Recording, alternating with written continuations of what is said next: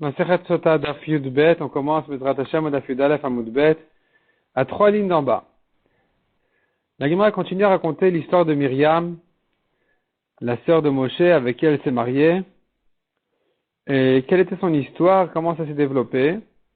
Donc on verra ici qu'en réalité, au début Myriam elle était malade, personne ne voulait se marier avec elle, elle était comme ça rejetée, abandonnée, et seul Kalev Ben Yefouné, on verra qui c'était exactement, lui a compris que la valeur, il a compris la grandeur et la valeur de cette femme-là, de Myriam, en voyant ses deux frères, Moshe et Aaron. Et donc il a choisi de se marier avec elle, au contraire de s'occuper d'elle, de la guérir, jusqu'à ce que finalement, elle était tellement soignée, qu'au contraire, elle est devenue plus belle que toutes les autres femmes, et tout le monde était, comme on verra à la suite de la Gemara, toutes les femmes étaient jalouses d'elle. Donc voyons ici la Gemara, Daf Yud Aleph Amud Bet, on commence à 3 lignes d'en bas avec Kalev ben Chetzron. Kalev ben Chetzron holid et Azuva Isha vet Yeriot. La Gemara fait ici donc des drachas sur les psukim de Divrei Yamim. Dans Divrei Yamim, on raconte l'histoire de Kalev ben Yefouné. On l'appelle d'abord Kalev ben Chetzron. Kalev ben Chetzron. Holid et Azuva, donc en fait Holid ça veut dire, il a enfanté, il a eu comme enfant Azuva Isha, une femme qui s'appelle Azuva, Ve'et Yeriot, et encore une autre fille qui s'appelle Yeriot, Ve'ele Banea,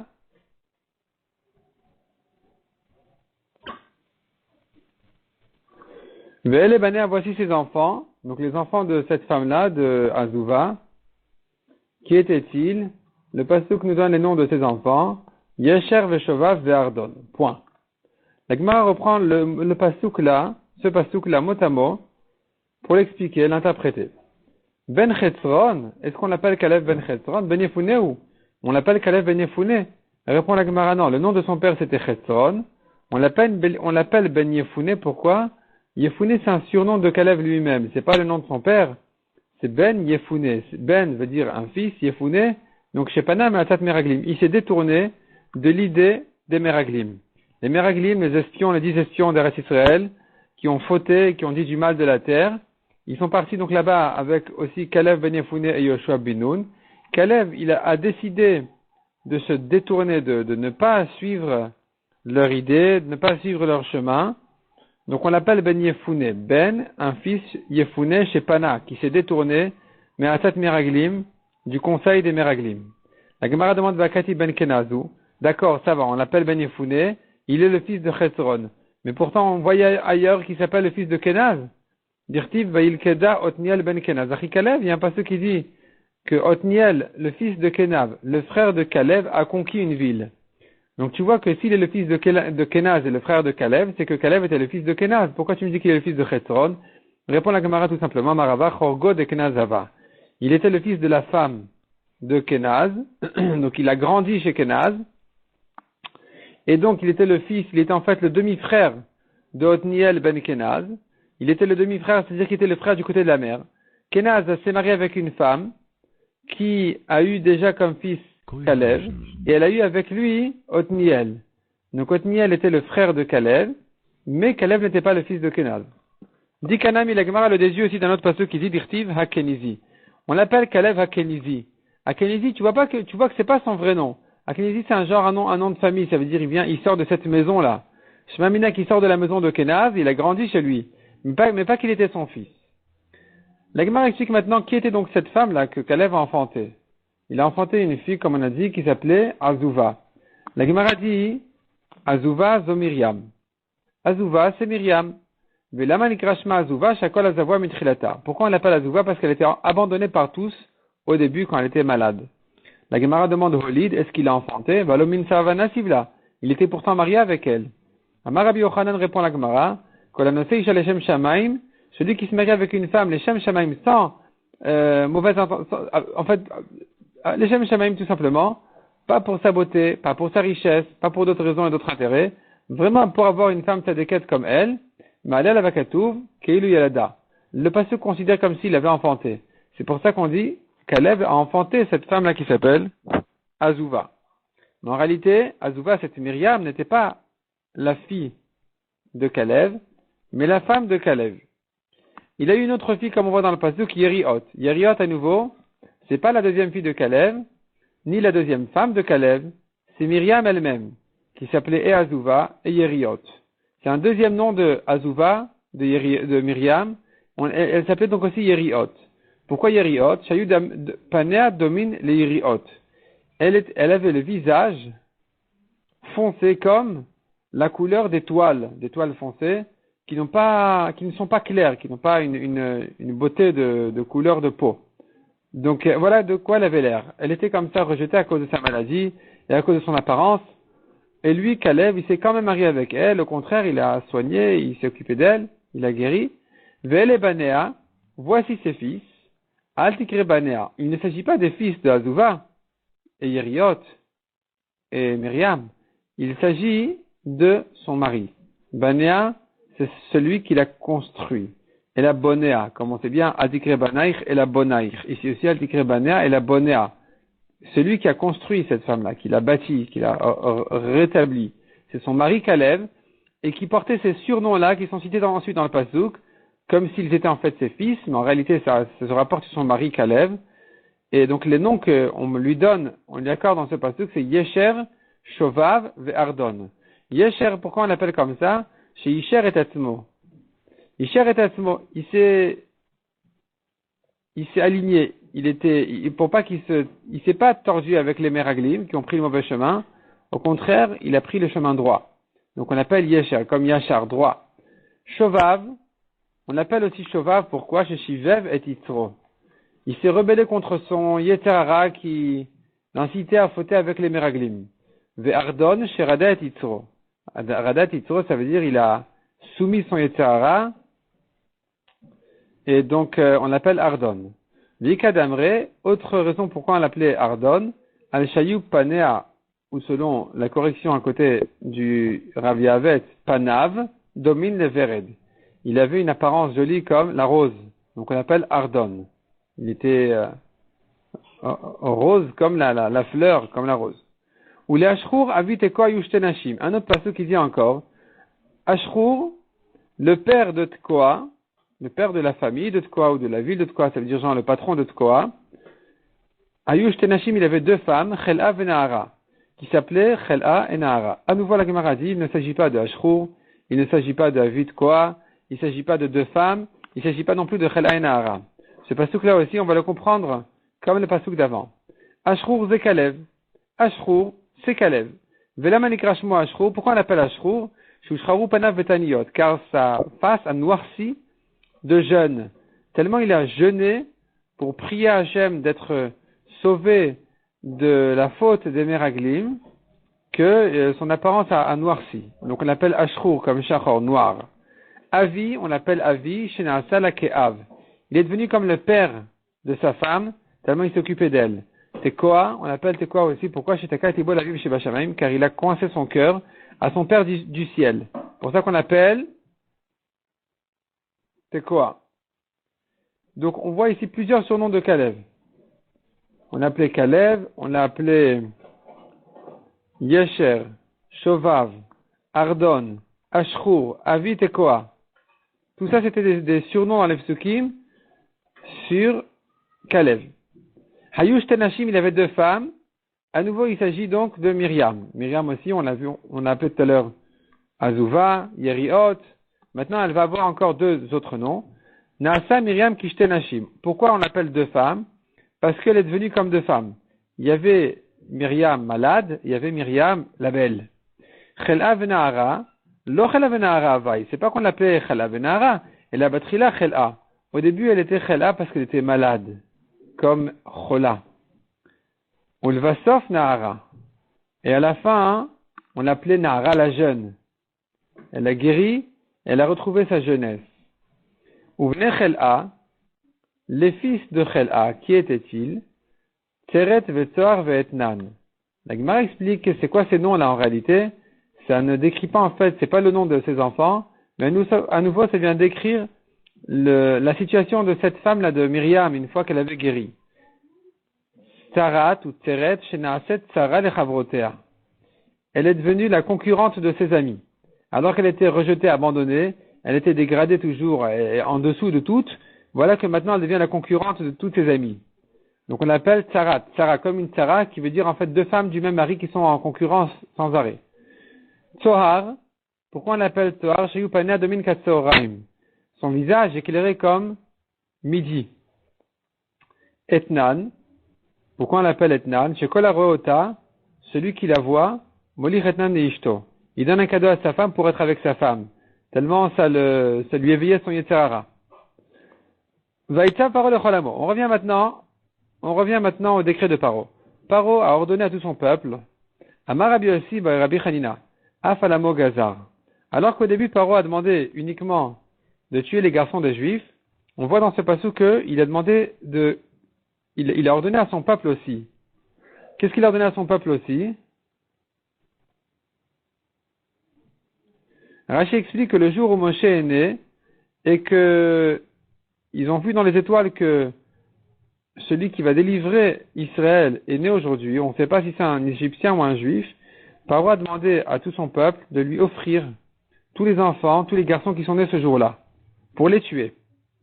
De peur que un d'eux soit justement celui qui va délivrer les Juifs.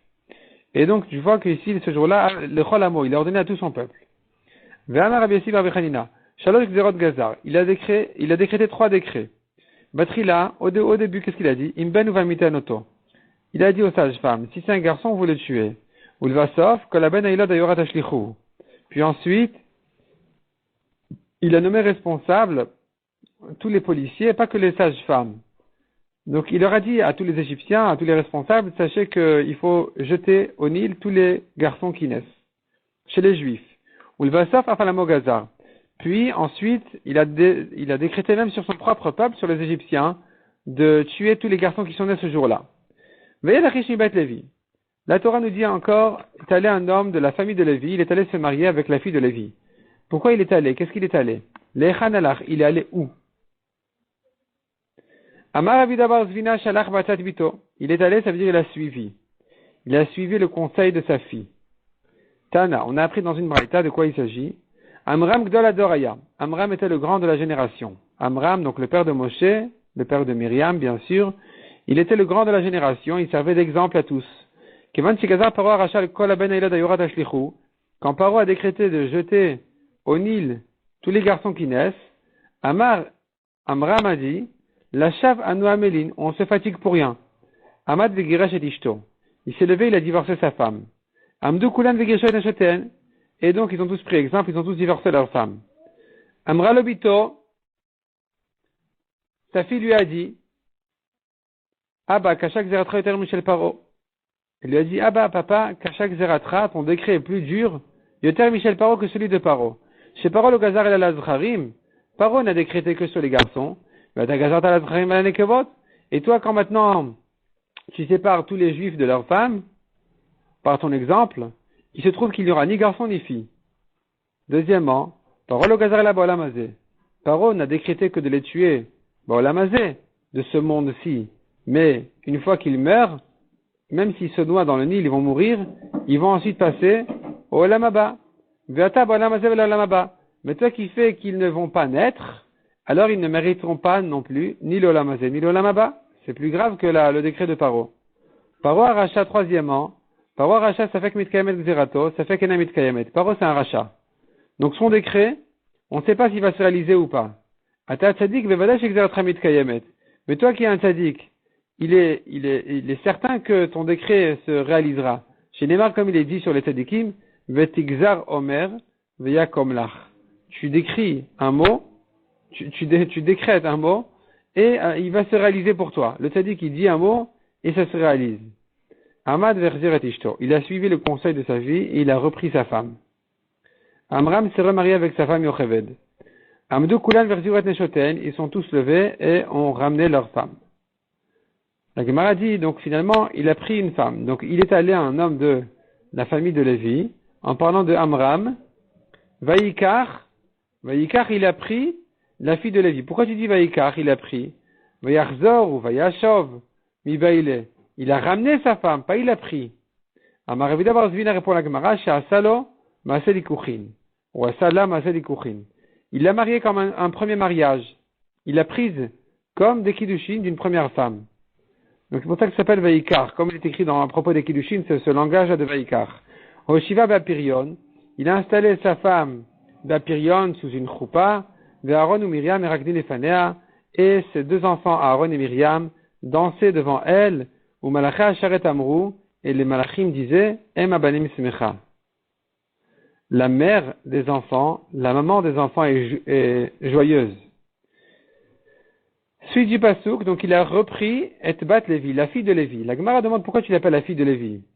Elle n'a pas un autre titre que celui-là, la fille de Lévi, genre elle a 5 ans, 6 ans. Yocheved, elle avait 130 ans à ce moment-là. Et Fshar Batmea ou Shloshim Shana Avia. Est-ce possible qu'elle avait 130 ans, Vekari Labat, et qu'on l'appelle la fille? De Amar Avchama Rabbi Chanina, Zu Yocheved Shorata Baderech Veladata Ben Achomot. Rabbi Chama Rabbi Chanina dit que il s'agit dans les psukim de Yocheved. Quand on parle des 70 personnes qui sont descendues en Égypte et quand on les compte, on n'arrive que à 69, la 70e c'est Yocheved, Shorata Baderer, dont la mère était enceinte déjà en chemin pour arriver en Égypte, Veledata Ben Achomot, mais sa naissance a eu lieu entre les murailles d'Égypte. Chez Neymar Asher Yalda Otal Levi Bemitzrayim, comme il est dit sur Yocheved, que Yalda Otal Levi Bemitzrayim. Sa mère l'a accouché pour son père Lévi en Égypte. Donc, les data Bemitzrayim, tu vois de là que sa naissance a eu lieu en Égypte, Venorata Bemitzrayim. Mais sa grossesse n'était pas en Égypte. Donc, si tu dis que Yocheved, elle est née dès qu'ils sont rentrés en Égypte et qu'ils étaient 210 ans en Égypte, alors que Moshe avait 80 ans quand ils sont sortis d'Égypte, donc il se trouve que Yocheved, à la naissance de Moshe, elle avait 130 ans. Et pourquoi tu l'appelles Bat, la fille de Lévi? Répond la Gemara, Amar Aviuda, Shenoldu Basimane Naharut. Elle a retrouvé sa jeunesse physique, et c'est pour ça qu'on l'appelle la fille. Alors qu'elle avait 130 ans, elle a retrouvé sa jeunesse, et voilà qu'elle pouvait être enceinte, et c'est comme ça que Moshe est né. Vata Reisha Vatelet Ben. Donc la femme, donc en parlant de Yocheved, était enceinte, elle a eu un garçon. La Gemara demande, mais elle était enceinte pas après qu'il l'a reprise. Elle était déjà enceinte 3 mois avant le remariage. La Gemara va décrire ensuite que, on va prouver ensuite qu'elle était déjà enceinte de lui avant le divorce déjà, avant le remariage, 3 mois déjà, elle était enceinte de Moshe. Donc pourquoi tu me dis que après qu'il l'a reprise, elle était enceinte et elle a eu un garçon? Répond la Gemara, non, c'est vrai, elle était déjà enceinte depuis avant le divorce. Mais simplement le pasuk va ici comparer. Il vient comparer l'accouchement à la grossesse. Amar Rabbi Bar Zvina, Makish Ledata Leorata. Le pasuk vient comparer l'accouchement à la grossesse. Maorata Shelo Betzar. De même que le début de la grossesse ne lui faisait pas mal, quand elle était en rapport avec son mari, ça ne lui causait aucune douleur. Af Ledata Shelo Betzar. Le pasuk vient comparer cette étape-là à l'étape de l'accouchement pour nous apprendre que l'accouchement aussi ne lui a causé aucune douleur. Mikan Nashim Tidkaniot, de là on apprend que les femmes Tidkaniot, chez Lohayu Bepitka Shel Chava, ne sont pas inclus dans le papier de Chava. Le décret qui a été donné sur Chava, que toutes les femmes vont souffrir de l'accouchement et de faire grandir les enfants, les femmes Tidkaniot ne sont pas concernées par ça. C'est pour ça que le pasuk vient comparer ici l'accouchement à la grossesse. De même qu'au début de la grossesse, elle n'a eu aucune douleur, de la même manière, à la fin de la grossesse, elle n'a eu aucune douleur. Elle l'a vu qu'il est bien, en parlant de Moshe à sa naissance. Qu'est-ce que ça veut dire qu'il est bien? En quoi il est bien? Qu'est-ce qu'elle a vu? Tanya Rabbi Meir Omer Tov Shmo. Il s'appelle Tov. Le nom de Moshe, qui a été donné par sa mère, ou son père, c'est Tov. Nous, on connaît le nom Moshe qui lui a été donné par Batia, la fille de Paro, qui l'a sorti de l'eau et qui a dit Kimina Maim Meshitihu. Car de l'eau, je l'ai sorti. Meshitihu, je l'ai tiré de l'eau. Et elle a appelé donc Moshe sur le nom Meshitihu. C'est le nom qui lui est resté. Mais, il avait un autre nom déjà, de la famille, de la maison, qui s'appelait Tov. Rabbi de Omer Tuvia Shmo. Rabbi de dit s'appelait Tuvia. Rabbi Nechemia Omer, pourquoi on dit Tov? Hagun le Nevi'ut. Ils ont vu sur lui à sa naissance qu'il était apte à un niveau de prophétie. Il allait être Navi, il allait être prophète. Acherim Omrim, Nolad Kshehu Mahul. Acherim disent, il est né circoncis. Vachachamim Omrim, Beshash Nolad Moshe Nitmala Abayit Kulo Or. Chachamim disent, quand Moshe est né, la maison s'est remplie de lumière. Et c'est ça le Tov dont on parle ici. Ktiva Chavatera Oto Kitovu. Il est écrit ici, elle l'a vu qu'il est bien. Ou Ktivatam Vayar Elokim et Taor Kitov. Il est écrit à propos de la création de la lumière. Hachem a vu la lumière qu'elle est bien. Qui sont ces Acherim en question? Acherim, c'est Rabbi Meir. La Gemara dit dans Masechet Orayot qu'on a appelé Rabbi Meir Acherim parce qu'il a appris sa Torah de Acher. Acher, qui était Elisha ben Avouya, qui avait mal tourné.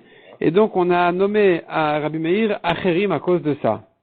Et Tosfot demande ici, mais on a déjà entendu l'avis de Rabbi Meir, pourquoi tu me dis Rabbi Meir il dit et Acherim disent? Comment ça s'arrange l'un avec l'autre? Ici Rabbi Meir c'est Acherim, alors comment on peut avoir ici deux avis? Voyons Tosfot, Acherim Omrim, Nolad Kshu Mahul. Ou Makshim, on demande là-dessus. Mais des Kama Rabbi Meir Tov Shmo, puisque Rabbi Meir nous a déjà donné son avis, il s'appelle Tov, Miklal de Acherim, là va nous Rabbi Meir. Donc il se trouve que Acherim, c'est pas Rabbi Meir lui-même qui a déjà parlé dans cette braïta. Or, au Beshili Orayot, on a appris dans Masechet Orayot à la fin, Amar de Askol Rabbi Meir Acherim, on dit qu'on appelait Rabbi Meir Acherim, donc qui c'est ce Acherim dont on parle ici? Ou Beperek Kama de Brachot Bigmara Mematai, et en premier pérec de Masechet Brachot, la Gemara dit là-bas, donc Mematai Korin Ishma Be'arvit, Beshacharit, à propos de la question depuis quel moment on commence à lire le schéma le matin, nous avons là-bas encore une fois une marloquette Aflug Gur Rabbi Meir et Acherim.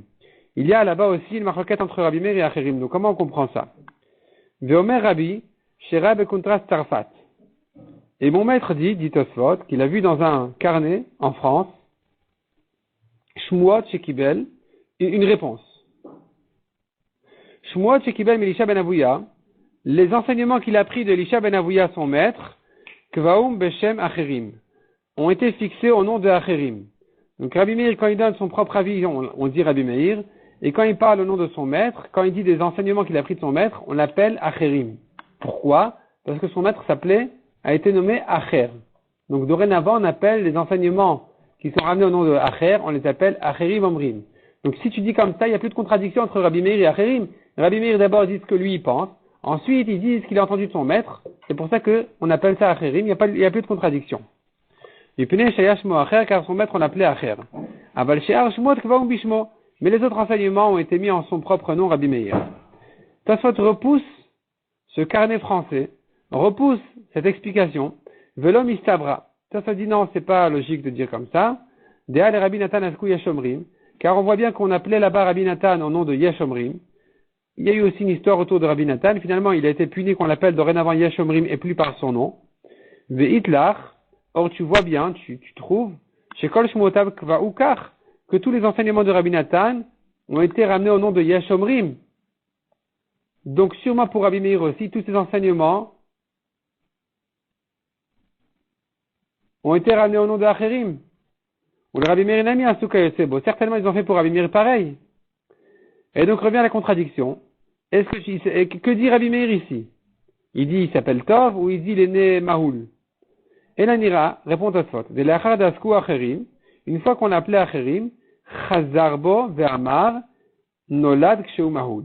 C'est-à-dire comme c'est-à-dire comme ça. Rabbi Meir au début il pensait que Tov veut dire il s'appelait Tov.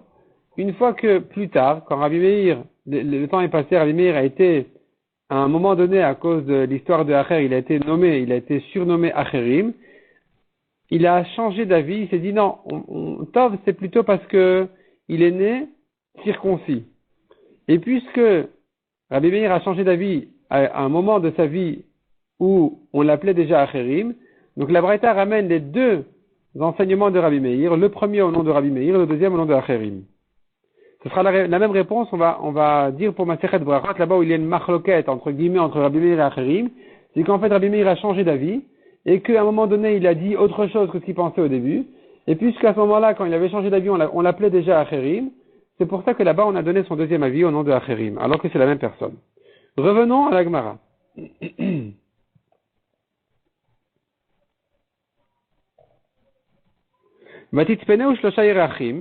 Elle l'a caché 3 mois. Pourquoi 3 mois?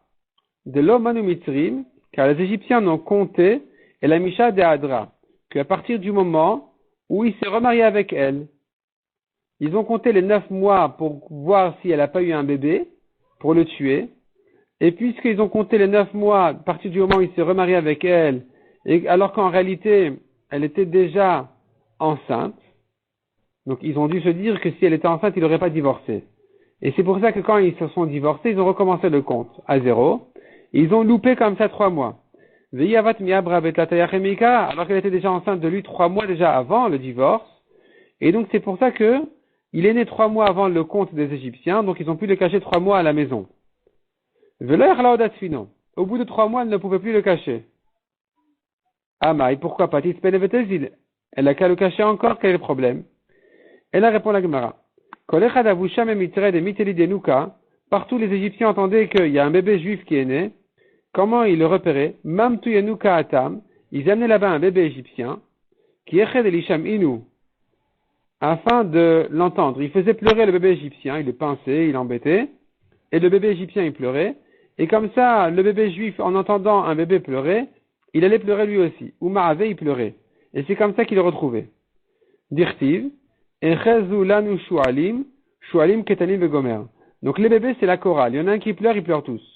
Et c'est comme ça qu'ils repéraient les bébés juifs. Comme dit le Pasuk, ils ont saisi les renards, shualim ketanim, les petits renards. Non seulement les grands renards comme les grands égyptiens, mais même les petits renards, depuis qu'ils sont tout petits déjà, ils nous ont attrapés en pleurant en tant que bébés, ces égyptiens, pour repérer les bébés juifs. Donc en voyant que ça y est, on allait l'attraper, on allait les repérer, elle a fabriqué Tevat Gomé, un petit berceau. Gomé c'est une certaine plante souple. Maïshna Gomé, pourquoi de cette plante-là ils ont fabriqué un berceau pour le bébé, un petit bateau? Amar Rabbi Elazar mikan tzadikim shemamonam chaviv alen yotam migufan. Parce que les tzadikim ils font attention à leur argent plus même qu'à leur corps, parce qu'ils font attention, comme dit la Gemara dans Choulin. Et ici aussi, d'ailleurs, pourquoi ils font tellement attention à leur argent? Parce que c'est de l'argent propre, c'est de l'argent de mitzvah. Ils ne volent pas. C'est de l'argent propre de tout vol. Et donc, ils font attention à leur argent. Et donc, pour ne pas gaspiller de l'argent, ils lui ont fabriqué un petit berceau comme ça de teva, de gomé. Gomé qui est une plante qui ne vaut pas grand chose. Et qu'on trouve comme ça, efker. Rabbi Shmuel ben Nachmani Amar, non, il dit, non, il y avait une raison spéciale de fabriquer la teva de ça, d'avar rach. C'est parce que c'est souple comme bois, et donc, shiachol la mode bifne rach ou bifne caché. Ça peut flotter sur l'eau. Et ça peut tenir face à d'avar rach et à d'avar caché. À ce qui est dur et à ce qui n'est pas dur. Si ça prend un coup même sur une pierre, eh bien, le berceau, il va revenir en arrière, il va pas se casser. Alors que si tu le fais d'un bois dur, s'il se cogne contre une pierre, il va se casser. Et donc, il a fallu trouver quelque chose de souple comme ce bois-là, qui puisse résister face à davar rare, à quelque chose de tendre, à quelque chose de pas dur, et aussi face à quelque chose de dur. Elle a enduit ce berceau, bachemar de ciment, ou bazefet. Zefet, c'est une mauvaise odeur. Mais c'est dur, ça tient contre l'eau. Tana, chemar mi bifnim, vezefet mi bachutz. Elle a mis le chemar à l'intérieur, et le zefet à l'extérieur. Ça doit être du pétrole ou quelque chose comme ça. En tout cas, hein, elle a fait de cette manière-là, afin que ce tzadik, la Moshe, le bébé, ne souffre pas de la mauvaise odeur. Donc elle a mis le zefet à l'extérieur, parce qu'il en avait besoin quand même contre l'eau, pour que ce soit étanche ou quelque chose comme ça. Et à l'intérieur, elle a mis le ciment pour ne pas qu'il y ait de mauvaise odeur. Vatasem ba'etayeled, elle a mis là-bas le bébé. Vatasem basouf, elle a mis dans le souf. Qu'est-ce que c'est que le souf en question? Rabbi Elazar Omer Yam souf, c'est la mer rouge. Rabbi Shmuel ben Nachmani Amar, on tourne la page. Souf, c'est Agam. Kedirtiv, Agam. Donc Agam, c'est en fait un endroit où poussent là-bas des roseaux, ou pousse là-bas des sols. Et donc, on va pas vraiment repérer le berceau qui est fabriqué de la même espèce. Il va pas sauter à l'œil. Et donc, il est caché comme ça entre les roseaux. Qui dit-il, comme il est dit, Kané va souf kamelu. Donc, tu vois que souf se rapporte sur Kané. Donc, c'est des roseaux, c'est un endroit, une espèce de lac ou de marécage où poussent là-bas les roseaux. Comme dit le pasuk, Kané va souf. Donc, tu vois que Kané et souf, ça va ensemble. Kamelu qui veut dire ils vont sécher. Bon, c'est dans un autre contexte. En tout cas, tu vois que Kané et souf, ça va ensemble. Materet bat parole irot alayor, la fille de Paro est allée se laver au Nil. Amar Rabbi Yochanan Mishum Rabbi Shimon ben Yochai, mais la mère Yardal Irot, elle est allée se laver, Migilule Avia, de la Vodazara de son père. Donc elle est allée se convertir. Vechanou Omer, on voit aussi que cette notion-là de rachat, de se laver, se rapporte sur la tshuva, comme il est dit, Imrachat Hashem etzot benot Tzion. Si Hashem lave la saleté des filles de Tzion. Et donc on parle là-bas de la tshuva. Venarote holchot de Gomer. Donc la fille de Paro était accompagnée par ces jeunes filles qui allaient avec elle. Amar Rabbi Yochanan. En halicha zoya lashon mita. Holchot ici veut dire elles allaient mourir. Vechenu Omer, comme dit le pasuk à propos de Esav, Ine anochi holer lamut. Je vais mourir. Donc on verra tout de suite pourquoi elles allaient mourir. Vateret ateva betoch asuf. Batia, la fille de Paro, a vu la teva de Moshe. Elle a vu le berceau betoch asuf dans les roseaux là-bas. Quand ces jeunes servantes ont vu qu'elle voulait sauver Moshe, Amroula, elles lui ont dit, Gevirten, notre maîtresse, Minago Shalolam, l'habitude du monde, Melech Basar Vadam Gozer Gzera, un roi humain, un roi, un homme de chair et de sang, qui décrète un décret. Imkol Olam Kulon Mekaiminota, même si le monde entier ne l'écoute pas, le désobéit, même si pas tout le monde l'écoute, Bana, vous venez béton. Mais Kaiminota, au moins, ses enfants, sa famille, les gens de sa maison, ils obéissent. Veat over et al tavir, et toi, tu viens désobéir ton père et sauver ce petit juif-là. Ba Gabriel vechavatan bakarka. C'est là où elles sont mortes parce qu'est venu le malach Gabriel et les a frappées au sol. Elles sont mortes instantanément et donc elle a pu le sauver tranquillement. Sans qu'elle soit dénoncée, sans qu'elle ait de problème. Vatishlach et amata vatikachea. Elle a envoyé sa ama et elle l'a pris. Qu'est-ce que c'est que sa ama? Rabbi Uda et Rabbi Nechemia. Chadamar yada. Un dit sa main. Rabbi Uda et Rabbi Nechemia sont en marloquette. Un dit que amata, ça veut dire sa main. Comme on dit une ama, 4 amot, des coudées. De Chadamar shifrata. L'autre dit c'est sa servante. Comme on dit ama ivria. Manda mariada. Celui qui dit que ama veut dire sa main. Dirtiv amata? Amata, c'est sa main. Comme on a dit 4 amot. Ou mandamar shifrata. Celui qui dit sa servante. Mideloktiv yada. Parce que le pasuk aurait dû dire yada. Il a dit amata. Donc, c'est sa servante plutôt. Donc, nous avons ici une discussion, est-ce qu'elle a envoyé sa servante ou elle a envoyé sa main pour le prendre? Ou le mandamar shifrata, la Gemara demande, mais si elle a envoyé sa servante à Amrat ba Gabriel vechavatan bakarka, on a déjà dit que Gabriel les a toutes frappées, au sol, et elles sont mortes. Des chières, la chada répond la Gemara, il lui en a laissé une, de la boucha de batmal qu'elle a mis comme le car c'est pas respectueux, c'est pas honorable pour une fille de roi, pour une princesse de se retrouver toute seule. Ou le manda mariada, nirtoviada, celui qui dit c'est sa main, pourquoi le pasuk nous dit amata, pourquoi le pasuk ne nous dit pas sa main? Répond la Gemara kamash manali shtarba vishtarbuve. Sa main a grandi. Sa main a beaucoup grandi pour arriver jusqu'au bébé. D'amarma, comme on voit ailleurs, v'chenatamotse la mata shalbat paro, et ainsi tu trouves sur la main de la fille de Paro qui s'est agrandie, qui s'est rallongée, v'chenatamotse beshine rechaim, et ainsi tu trouves à propos des dents du rachat, donc il s'agit là-bas de Og Melech Habashan, et ses dents se sont prolongées, quand il a déraciné une montagne pour la jeter sur le peuple juif, il a posé sur sa tête, et en un instant, tout l'intérieur de la montagne s'est rongé, s'est vidé, avec plein de fourmis, et donc ça s'est enfoncé sur sa tête. Quand il voulait relever la montagne, ses dents ont grandi, sont beaucoup prolongées et sont coincées dans la montagne. Et c'est comme ça qu'il a été frappé, finalement, il est mort. Je pense qu'il a été frappé par Moshe à ce moment-là. En tout cas, tu vois, Dirtiv Shine Rechaim Shibarta, le pasuk dit les dents des Rechaim tu as cassé.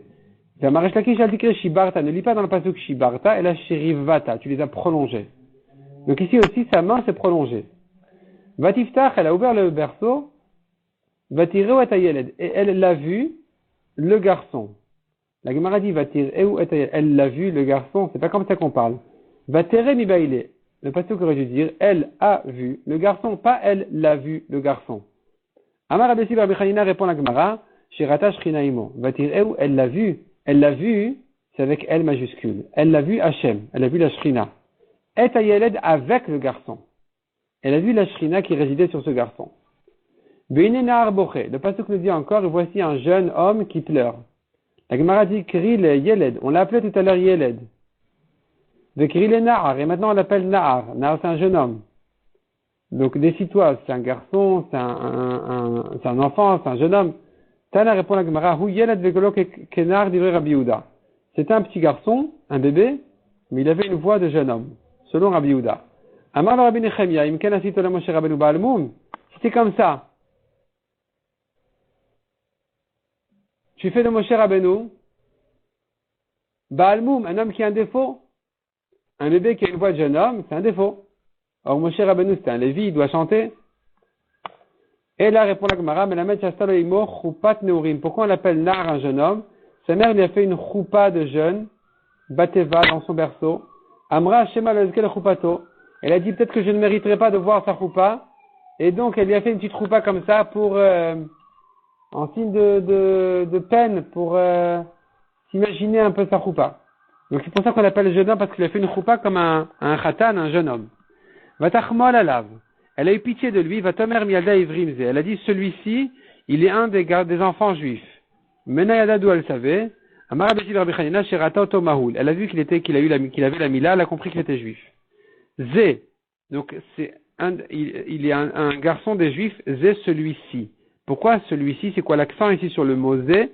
Amar Rabbi Yochanan Melamat Shnitnaba Shelom Midata. Elle a eu une névoie, une prophétie, inconsciemment. Zé, celui-ci, Nofel, il tombe à l'eau, donc c'est Moshe qui est arrivé dans l'eau, Ve'en acher Nofel, et un autre ne va plus tomber dans l'eau, parce que ce jour-là, ils ont annulé le décret. Une fois qu'ils ont vu dans les étoiles que le délivreur juif, il est dans l'eau déjà, alors ils ont arrêté le décret, ils ont dit c'est plus la peine de jeter maintenant les enfants à l'eau, c'est terminé, le problème est déjà résolu. Ve'enu namar Rabbi Elazar, maïdirtiv, ce que dit Rabbi Elazar. Que veut dire le pasuk? Si les goïms vont vous inciter, vont vous dire, recherchez les ovot, les idéonymes, toutes sortes de sorciers, qui sifflent et qui parlent, qui vous dit, ils connaissent genre le futur, mais on les appelle metzaftefim, c'est un sifflement, ils savent pas ce qu'ils disent. Alors metzaftefim et meagim, l'egmar explique metzaftefim, ça vient du mot tsofin, ils voient. Tsofin, venam yodin mat tsofin. Ils voient, ils savent pas ce qu'ils voient. Mehagim, ils parlent, venam yodin ma mehagim. Ils savent pas ce qu'ils disent. Pourquoi? Raouch Moshian shel Israël, bamaim. Ils ont vu que le délivreur juif est dans l'eau, bamaim ou loké, pardon. Ils ont vu qu'il allait être frappé à l'eau. En réalité, être frappé à l'eau, ça veut dire que Moshe allait être puni à cause de la faute du rocher où il l'a frappé pour faire sortir ses eaux au lieu de lui parler, et qu'il était puni de ne pas rentrer en Israël.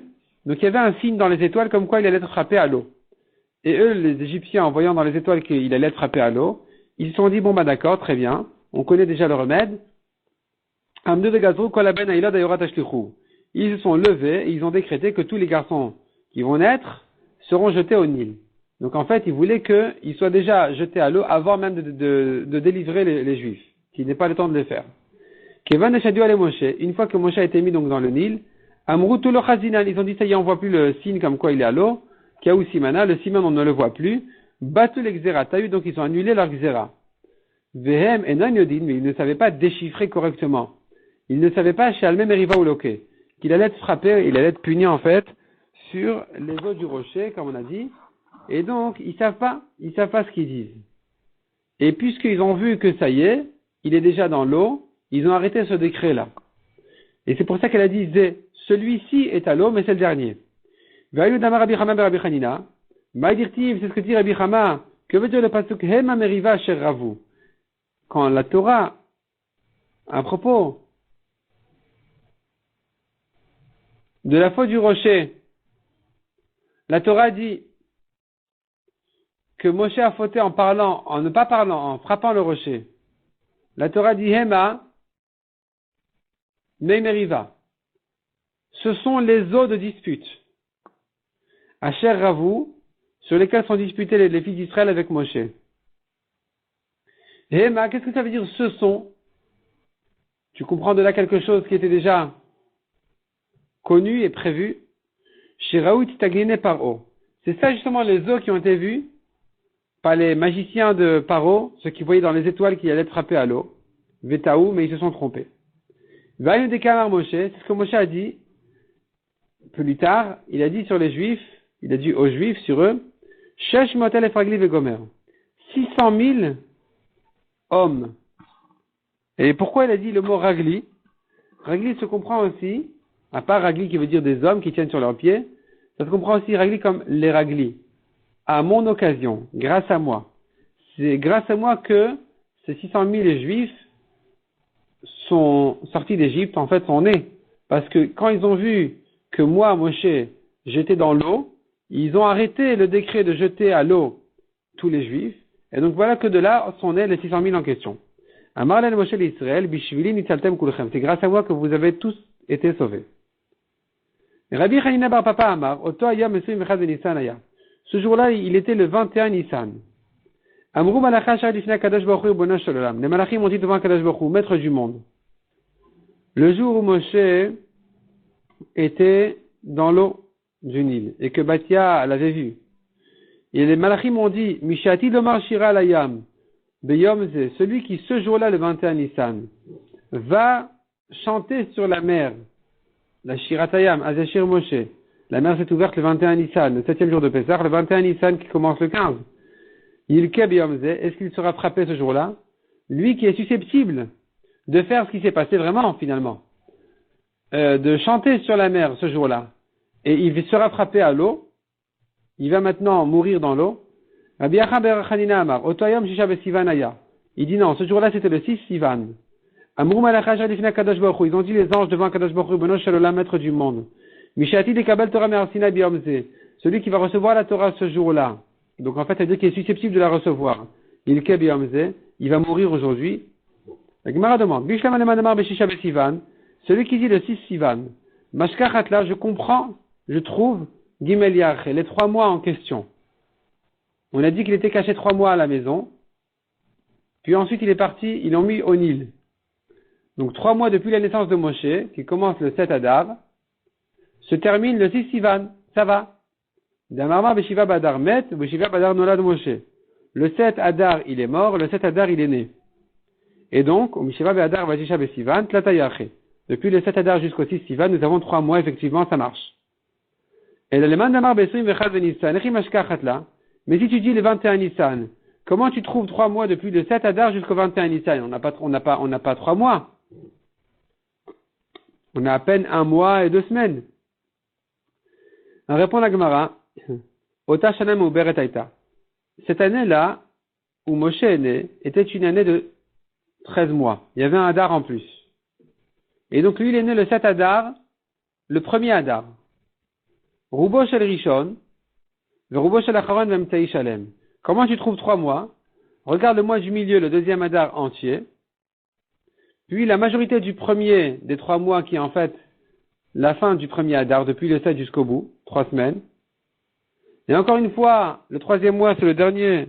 Tu as à nouveau 3 semaines. La majorité du 3e mois, ça s'appelle 3 mois, qui veut dire Adar, Adar et Nissan. Vatamer achoto al bat Paro. Sa sœur Myriam a dit à la fille de Paro. En voyant que la fille de Paro a pris Moshe, Myriam, la sœur de Moshe, lui a proposé. Elle lui a dit comme ça, Ha'eler, est-ce que tu veux que j'aille Vekarat ilachisha meneket min ivriot, et que je t'amène une femme nourrice des Juives? La Gemara dit pourquoi des Juives? Ou Maïshna Meivriot, pourquoi des Juifs? Mais la Mencherziru, les Moshe al-Kol Mitriot Kulan.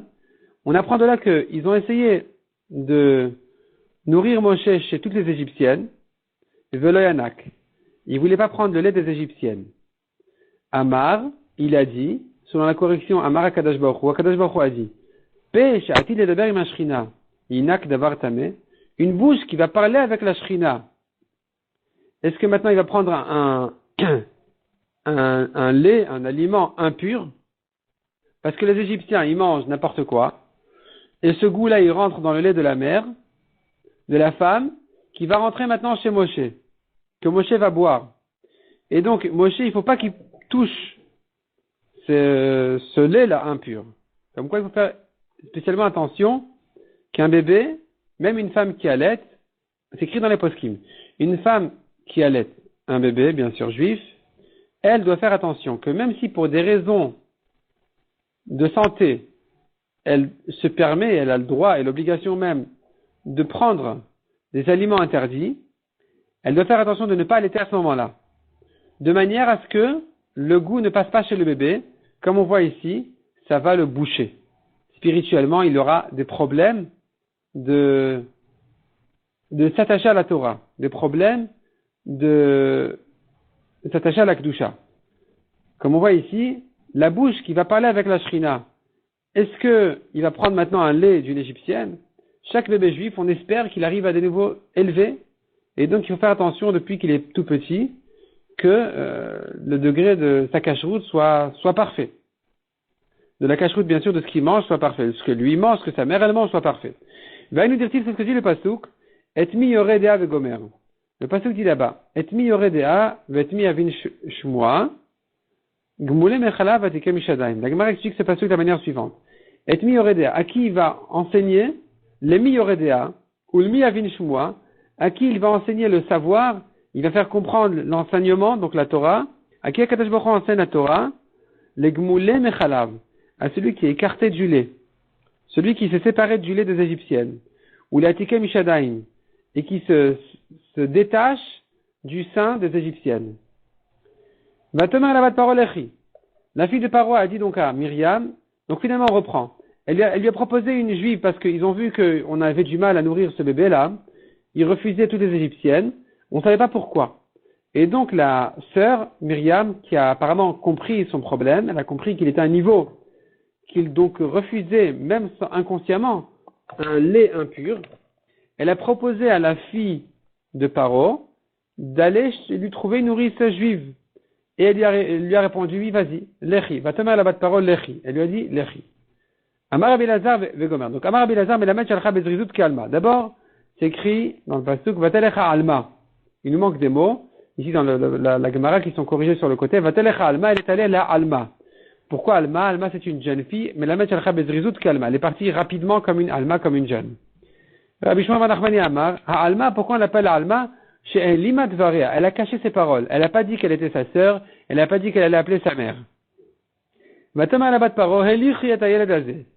fille de Paro, en voyant la mère de Moshe qui est arrivée, qui a été appelée donc par Myriam, sans savoir qu'elle était sa mère, la fille de Paro lui a dit, Helichi, voici pour toi ce garçon. Amar Rabbi Chamad Rabbi Chanina, mitnaba vena yodat ma mitnaba. Elle a une prophétie qui lui est tombée dans sa bouche sans savoir quoi, qu'est-ce qu'elle voulait dire. Quand elle lui a dit, Helichi, voici pour toi. He shalichi, voici ce qui est à toi. Voici ce qui est ton fils, en fait, qui est déjà à toi. Et elle lui propose son salaire de nourrice, je te paierai ton salaire. Amar Rabbi Chamad Rabbi Hanina, Lodayan et tzadikim shemachzirin enavedatan, non seulement aux tzadikim, on leur rend leur perte, comme ici on lui a rendu son fils, et la chenotni n'entraran, mais encore on les paye. On leur donne le salaire. Donc voilà que Yocheved a pu nourrir son fils Moshe, et elle était payée pour ça, comme une nourrice de la maison du roi, l'ennemi juré de Moshe. Donc on voit comment Kadosh Baruch Hu, il fait les choses que Paro, qui avait tellement peur de ce Moshe en question, qui a tout fait pour le tuer, non seulement il a fait grandir Moshe chez lui dans son palais, par sa propre fille, mais en plus, pire que ça encore, c'est le décret qu'il a fait contre Moshe, le décret qu'il a fait pour tuer Moshe, c'est ce décret-là lui-même qui a mené Moshe à arriver à son palais. Parce que, en décrétant de jeter tous les bébés à l'eau, Moshe s'est retrouvé au Nil, et c'est comme ça que sa fille l'a trouvé là-bas et l'a amené chez lui à la maison.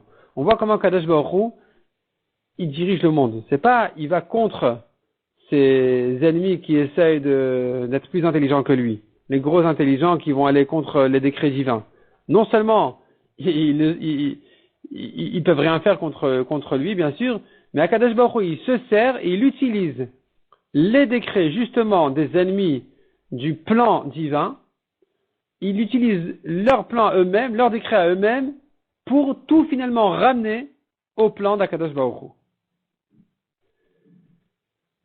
Et c'est ce qu'on a vu aussi dans le miracle, dans le Nes de Purim, et c'est ce qui se passe aussi aujourd'hui encore, mais aujourd'hui on en est encore à l'étape où tout est caché. On a l'impression que les Goïms ils sont contre nous, on a l'impression que les Réchaïm ils sont contre nous, ils sont contre la Torah, ils font des xérotes et des décrets pour embêter la Torah, pour embêter les Juifs, pour embêter les Tzadikim, mais Akadosh Baruch Hu finalement, va arriver le jour, on verra comment Akadosh Baruch Hu, il se sert de leur propre démarche à eux, à ces ennemis-là de la Torah et des Juifs, il utilise ce même décret-là, cette même démarche-là pour finalement tout mener au plan divin qui ramène tout finalement à Kadosh Baruch Hu. On continue dans la Gemara, Vatikar Miriam Alevia Achot Aaron Vegomer. Elle a pris Myriam, la prophète, la sœur de Aaron, elle a pris, donc c'est écrit quand ils sont sortis d'Égypte et quand ils ont traversé la mer, elle a pris un tambour avec elle pour chanter. Achot Aaron vela Achot Moshe, pourquoi tu l'appelles la sœur de Aaron? Est-ce qu'elle était la sœur de Aaron et pas la sœur de Moshe? Amarav Amrav Amarav, Ve'amrila Amarav Nachman, Amarav, Melamed Shaita Mitnabak Shiachot Aaron. On l'appelle la prophète, la sœur de Aaron, parce qu'elle a eu une prophétie quand elle était la sœur de Aaron. Quelle était sa névoie? Veomer et elle disait, Atidaï Mishtelet Ben Shamoshe et Israël. Ma mère aura un fils qui va délivrer Israël. Mais Kevan Shenolad Moshe Nitmale Kolabait Kula Or. Quand Moshe est né, la maison s'est remplie de lumière. Ahmad Aviaun Shakal Rocha, son père s'est levé et l'a embrassé sur sa tête. Amar la bitin itkayma nevoa à terre. Il a dit, ma fille, ta nevoa s'est réalisée. Mais Kevan Chetilou Laïor, quand ils l'ont jeté au Nil, apparemment ils devaient comprendre que c'était sa fin. Ils pouvaient pas, on ne savait pas comment ça allait tourner, mais apparemment on comprenait que ça y est, il était en grand danger, comme on a vu en haut. Amad Aviot Fachal Rocha, son père s'est levé, il l'a frappé sur sa tête. Amar la biti echa nevoa à terre. Il a dit, ma fille, où se trouve ta nevoa? Veinu dirtiv. Et donc on voit ici en tout cas qu'on appelle la prophète Myriam Hanevia la sœur de Aaron, parce que cette prophétie-là d'avoir un frère qui allait naître, qui allait délivrer Israël, elle l'a eu quand elle n'était que la sœur de Aaron, bien sûr, avant la naissance de Moshe. Donc on appelle la sœur de Aaron, la prophète, la sœur de Aaron. La Gemara continue et dit, va nous dire, c'est ce que dit le Pasuk, va tetasa vachoto merachok ledea maya selo. Elle s'est tenue sa sœur de loin pour surveiller et voir qu'est-ce qui allait se passer avec lui, avec Moshe quand il était jeté au Nil. Les dames, elle voulait savoir qu'allait devenir sa névoie. Et donc elle surveillait pour voir, elle avait compris que c'était lui, Moshe, qui allait délivrer Israël. Et quand il était comme ça jeté, elle ne savait pas qu'est-ce qui allait devenir. Et apparemment elle sentait, elle comprenait que non, il allait être sauvé. Elle voulait voir comment les choses allaient se développer. Donc elle voulait suivre justement les événements. C'est pour ça qu'elle s'est tenue là-bas pour surveiller qu'est-ce qui allait se passer avec Moshe.